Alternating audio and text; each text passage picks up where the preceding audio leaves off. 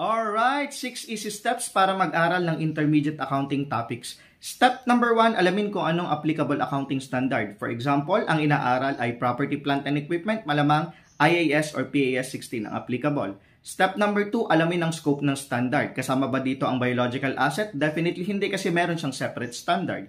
Step number 3, recognition. Ano ang mga criteria para siya ay ma-record o ma-recognize sa Book of Accounts at mag-appear sa financial statements. Step number 4, measurement. Siyempre, kailangan may value. Ang measurement dalawa, initial and subsequent. Kailangan alam mo ito. Step number 5, alamin kung anong mga applicable journal entries pag nire-record mo ang transaction.